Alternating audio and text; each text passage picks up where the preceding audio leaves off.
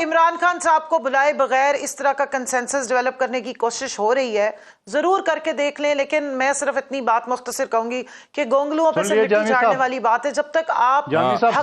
سن رہا ہوں، جی قادر صاحب سن رہا ہوں، بالکل قادر بھائی میں ذرا آپ سے بات کروں گا، کیونکہ جب 2014 کا افسوسناک واقعہ پیش آیا تھا اے پی ایس کا، تو ہمارے سامنے نیشنل ایکشن پلان آیا، اس کے 14 نکات بھی تھے، جس میں ظاہری بات ہے کینیٹک آپریشنز ہیں، ایک نان کینیٹک ہیں، تو 14 نکات میں جب آخری نقطہ ہم دیکھتے ہیں اس میں پولیٹیکل کنسنسس کی بات کی گئی ہے۔ تو اس سے پہلے کہ ہم کوئی نیشنل ایکشن پلان 2 نکالیں یا کوئی قانون سازی کریں دہشت گردوں کے اسپیڈی ٹرائل کے لیے، یہ جو پولیٹیکل کنسنسس تھا یہ ضروری نہیں تھا؟ بہتر نہ ہوتا مولانا فضل الرحمان، نواز شریف صاحب، زرداری صاحب، عمران خان صاحب یہ مل بیٹھتے اور کوئی اتفاق رائے ہوتا؟ دیکھیے آپ مجھے بتا دیں کہ میں کوشش کروں گا سیاسی گفتگو اس میں نہ کروں،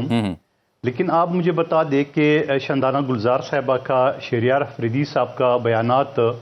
جو کہ کل بھی کسی چینل میں ریپیٹ کر کیے اور اس کو اون کیے شندانہ گلزار صاحبہ نے کہ خانہ تو پاکستان ہے، آپ مجھے بتا دیں کہ یہ جو دہشت گردی کی لہر چل رہی ہے کیا اس پہ بھی ہم اکٹھے نہیں ہو سکتے؟ میں اپریشیٹ کرتا ہوں پی ٹی آئی کی پہلے جو اے پی ایس کا ثانیہ ہوا تھا اس پہ انہوں نے اپنا دھرنا ختم کر کے اور ایک ساتھ دیا ہے، تو اس وقت تو اپریشیٹ کر رہا ہوں اس میں، لیکن آج کیا بات ہے کہ گنڈاپور صاحب جو خود طالبان کو بتا دیتے ہیں، جو خود ان کی پورے حکومت طالبان چلا رہی ہے، جو خود طالبان کا ترجمان بنا ہوا ہے، اور آج جا کے ان کی نیشنلٹی کی بھی بات کرے، ماضی میں ان کی بانی جو نا ان کے دفاتر کی بات کرے، تو یہ موقع ہے، یعنی خود آپ اپنے شہر ڈی خان میں مغرب کے بعد نکل نہیں سکتے، تھانے بند ہو جاتے ہیں۔ آپ کے دور میں بنو جیل ٹوٹا نہیں ہے بلکہ تالے کھول کے شربت پی کے 400 مجرموں کو ساتھ لے گئے، اور یہ صورتحال ہے کیونکہ میرا آبائی علاقہ زوب جو ڈی خان کے ساتھ ٹچ ہے، وہاں مغرب کے بعد لوگ وہاں سفر نہیں کر سکتے اسلام آباد جانے کے لیے، ڈی خان جانے کے لیے، تو ان ساری صورتحال میں کیا ان چیزوں کو ہوا دینے کی ضرورت ہے، یا آپ کا یہ خان کا ریٹ لگائے بغیر آپ قومی جو اہمیت کے جو سوالات ہیں یا معاملات ہیں اس پہ گفتہ شنید کر دے؟ آپ نے 14 لوگوں کی بات کی، کیا 14 لوگوں میں گور خان صاحب شامل ہے؟ اس میں کیا اس میں ان لوگ جن نام دی ہے ان کے پاس کوئی اختیار ہے؟ اور اگر اختیار نہیں ہے تو یہ خامخواہ کی، یعنی آپ یوں سمجھ لو کہ چور کو بولو چوری بھی کرو، کوتوال کو بولو ہوشیار ہو، یہ والی پالیسی تو کبھی نہ چلی ہے نہ چلنی۔ آج اتنی بڑی ہے، میں تو یہ کہوں گا کہ آپ کل کی میٹنگ میں، کل کی جو اجلاس ہے اس میں آپ مارنگ بلوچ صاحبہ کو بھی بلا لے، آپ اس میں منظور پشتین صاحب کو بلا لے، آپ اس میں ان لوگوں کو بلا لے جن کی پارلیمان میں نمائندگی نہیں ہے تب بھی ان کو بلا لے، تاکہ ان کا پتہ چل جائے کہ کون پاکستان کے ساتھ ہے، کون پاکستان کے ساتھ نہیں ہے، کون دہشت گردی کے اب دو تین باتیں آپ نے کر دی ہیں نا، اور ساتھ دو تین باتیں آپ نے کر دی ہیں قادر صاحب، ایک تو کمل شوزب بھی آ گئی ہیں، کوثر کاظمی صاحب بھی آ گئے ہیں، ایک آپ نے گوہر خان صاحب کا پوچھا جو انہوں نے نومینیٹ کیا ہے پاکستان تحریک انصاف نے، اس کے مطابق جو اسپیکر کو بھیجی ہے لسٹ، اس میں تو بیرسٹر گوہر علی خان صاحب موجود ہیں، عمر ایوب صاحب بھی ہیں، بیرسٹر گوہر علی صاحب بھی ہیں، اسد کیسر بھی، زرتاج گل، یہ بالکل ہیں، 14 افراد کی لسٹ ہے، تو گوہر صاحب تو اس اجلاس میں شریک ہو رہے ہیں اس لسٹ کے مطابق۔ دو باتیں آپ نے اور کی، ایک کہ ماہرنگ بلوچ کو اور پشتین صاحب کو، ان کو بھی، منظور پشتین کو بھی بلایا جائے۔ تیسرا آپ نے کہا ہے کہ طالبان حکومت چلا رہی ہے کے پی میں، وہ تو علی امین گنڈاپور ہیں، 2/3 سے پی ٹی آئی بیٹھی ہوئی ہے وہاں پہ۔ آج بھی بتا دے رہا ہے گنڈاپور، ان کے سارے محکمے، ان کے سارے ٹھیکیدار، یہ آج بھی بتا دے رہے طالبان کو، اور ہمیشہ سے دیتے آ رہا ہے۔ میری اس بات کو ڈینائی کر دیں تو یا مختلف سروے کرا لے کہ آج بھی ان کی حکومت چل رہی ہے طالبان۔ کمل شوزب صاحبہ آپ بتا دے رہے ہیں دہشت گردوں کو وہاں کے پی میں، جہاں پہ آپ کو 2/3 میجورٹی ملی ہے، مسلسل بار بار وہ عوام آپ کو منتخب کر رہے ہیں، طالبان کی حکومت کا الزام لگایا ہے قادر صاحب نے آپ کی سرکار کے اوپر۔ جی بسم اللہ الرحمن الرحیم، thank you very much Ajmal Jami Sahab, آپ نے مجھے حکومت کے ساتھ تھوڑا سا ٹائم دے دیا ہے۔ نہیں میں بالکل دوں گا، میں نے آپ کی وجہ سے دیکھیں کوثر صاحب کو ابھی تک زحمت نہیں دی، وہ مجھ سے علیحدہ ناراض ہوں گے۔ اچھا دیکھیں نہیں کوئی بات نہیں، 2022 تک تو کے پی میں کوئی نہ دھماکہ ہوا، نہ پورے پاکستان میں کوئی پٹاخے پھوٹے، نہ کوئی دہشت گردی ہوئی۔ جیسے ہی حکومت گرائی گئی، جو عوامی مینڈیٹ سے آئی ہوئی حکومت تھی، اور فارم 47 کی پیداوار کو پہلے تو خیر امپورٹڈ حکومت بٹھائی گئی، اس کے بعد فارم 47 کی سرکار کو لایا گیا، پورے ملک میں 48 گھنٹوں میں 47 دھماکے ہو رہے ہیں۔ جو حالات بلوچستان میں وہ آپ کے سامنے ہیں، 17 اٹیکس جو ہیں وہ ایک دن میں ہو رہے ہیں۔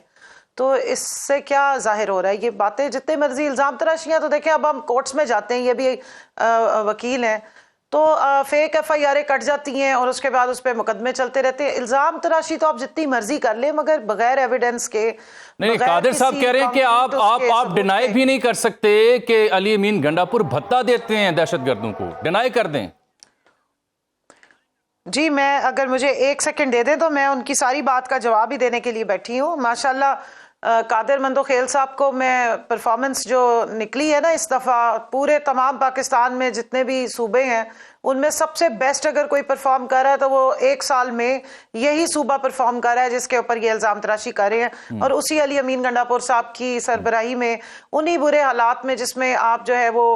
سی ایم کے اوپر ایف آئی آریں بھی کاٹتے ہیں، اس کو بلا بھی لیتے ہیں، اس کے ساتھ جس قسم کا سلوک ہے، کبھی ان کے جو بجٹ کے پیسے ہیں وہ روک لیے جاتے ہیں، لیکن اس کے باوجود بھی انہوں نے اپنی پرفارمنس سے ساروں کو باقی تمام صوبوں کو آؤٹ پرفارم کیا. تو جو گراؤنڈ پہ پرفارمنس ہوتی ہے نا اس پہ بات کرنی چاہیے، فیکٹس پہ بات کرنی چاہیے. الزام تراشی بہت کی جاتی ہے، حکومت کے نمائندے بیٹھے ہیں وہ بھی بات کریں گے، ہم بھی آگے سے جواب دے گے، لیکن میرا خیال ہے کہ تھوڑی سی میچورٹی کے ساتھ بات ہو. اور جو آپ نے ایکچوئل بات کی جس پہ ہمیں آنا چاہیے جہاں سے انہوں نے ڈائیگریس کیا ہے، دیکھیے میں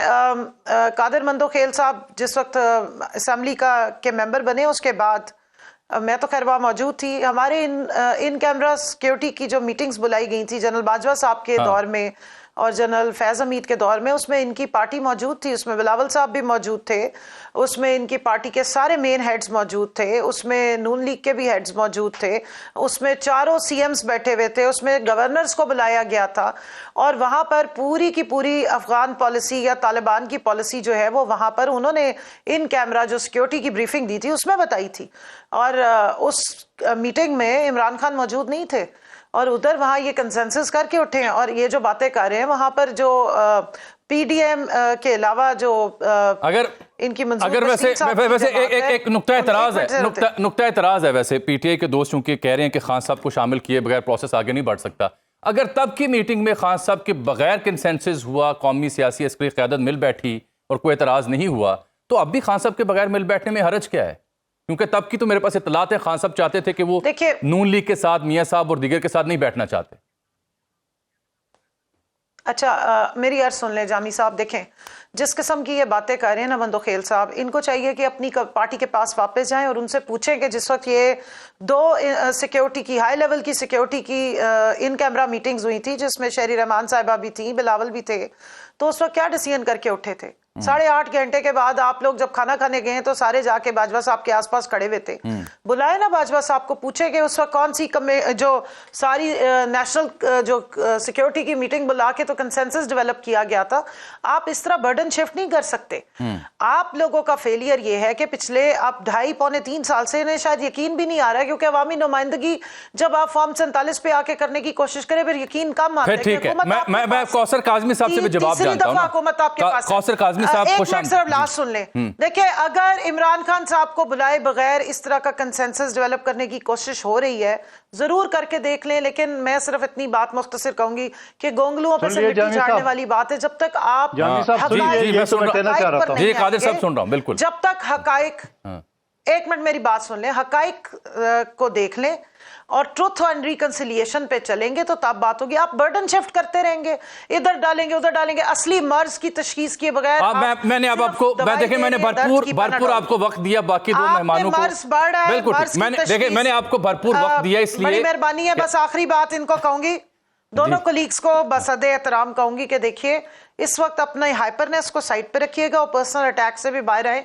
مرض کی تشخیص کریں. یہ ملک ہمارا ہے اور اس ملک کو اگر آپ نے آگے لے کے مل بیٹھنا ہی حل ہے، مل بیٹھنا حل ہے.